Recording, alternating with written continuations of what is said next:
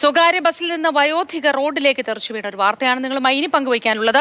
തിരുവനന്തപുരം കല്ലറയിലാണ് സംഭവം. മരുതമൺ ജംഗ്ഷനിൽ ഇന്നലെ വൈകുന്നേരമായിരുന്നു അപകടം. ബസിന്റെ പിൻവാതിലിലൂടെയാണ് വയോധിക പുറത്തേക്ക് വീണത്. വാതിൽ അടച്ചിരുന്നില്ല. ജിബിൻ ജെബി വിവരങ്ങളുമായി ചേരുന്നു. ജിബിൻ, ഈ അമ്മയ്ക്ക് കാര്യമായ പരിക്കുകളുണ്ടോ? പതിവായി ഈ ബസിന്റെ വാതിൽ അടയ്ക്കാതിരിക്കുന്നതാണോ അതോ അന്നേ ദിവസം മാത്രം ഇത് അടയ്ക്കാതിരുന്നതാണോ? വിശദാംശങ്ങൾ എന്താണ് ജിബിൻ? മൂത്തി കല്ലറ നിന്ന് പാലോടേക്ക് പോകുന്ന വഴിയിൽ മരുതമൺ എന്ന് പറയുന്ന സ്ഥലത്താണ് ഇന്നലെ വൈകുന്നേരം 4 മണിയോട് കൂടി ഇത്തരത്തിലൊരു സംഭവം ഉണ്ടാകുന്നത്.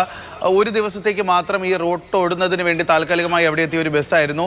ഈ ബസ്സിലെ ഓട്ടോമാറ്റിക് വാതിൽ സംവിധാനമായിരുന്നു. പക്ഷേ അത് ഡ്രൈവറിന് മാത്രം നിയന്ത്രിക്കാൻ പറ്റുന്നതായിരുന്നു. പക്ഷേ ഈ ഒരു ഡോർ തുറന്നു കിടക്കുകയായിരുന്നു, അടച്ചിട്ടില്ലായിരുന്നു. ഈ ഒരു പ്രദേശം എന്ന് പറയുന്നത് കല്ലറയിൽ നിന്ന് പാങ്ങോടേക്ക് പോകുന്ന വഴി മുഴുവൻ വളവുകളുള്ള ഒരു പ്രദേശമാണ്. അപ്പോൾ ഈ കല്ലറയിൽ നിന്ന് പാലോടേക്ക് വരാനാണ് ശൈലജ എന്ന് പറയുന്ന 52 വയസ്സുകാരി ഈ ഒരു ബസ്സിൽ കയറിയത്. പക്ഷേ ഇവർ നിൽക്കാൻ മാത്രമേ ആ ബസ്സിൽ സ്ഥലമുണ്ടായിരുന്നുള്ളൂ. തുടർന്ന് ഈ മരുതമൺ എന്ന് പറയുന്ന സ്ഥലത്ത് ഒരാൾ ഇറങ്ങാനുണ്ടായിരുന്നു.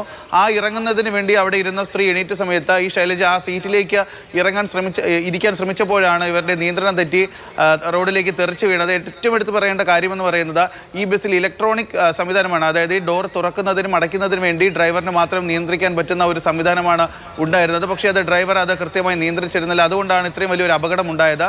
ഈ പാലോട് സ്വദേശിയായിട്ടുള്ള 52 വയസ്സുകാരി ശൈലജയ്ക്കാണ് വലിയ രീതിയിൽ പരിക്കേറ്റത്. ഇന്നലെ 4 മണിയോടുകൂടി നടന്ന ഈ സംഭവത്തിൽ ഇവർ റോഡിലേക്ക് തെറിച്ചു വീണ താടിയിലിന് ഉൾപ്പെടെ ഗുരുതരമായി പരിക്കേറ്റിരുന്നു. ഇവർ ആശുപത്രിയിൽ ചികിത്സയിലാണ്.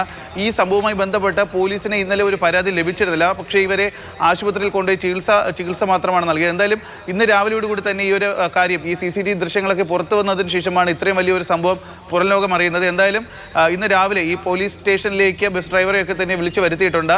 തുടർ നടപടികൾ ഇനി മാത്രമാണ് നമുക്ക് അറിയാൻ സാധിക്കുന്നത്. മോത്തി, ശരി ജിബിൻ, ഏതായാലും ഇതൊക്കെ സ്വമേധയാ കേസെടുക്കേണ്ട സംഭവം കൂടിയാണ്. രേഖാമൂലം പരാതി എഴുതി കിട്ടിയാൽ മാത്രം, ആ കടലാസ് കണ്ടാൽ മാത്രമേ പരാതി സ്വീകരിക്കൂ എന്ന് പറയുന്ന നയമെടുക്കാൻ കഴിയുമോ എന്നറിയില്ല.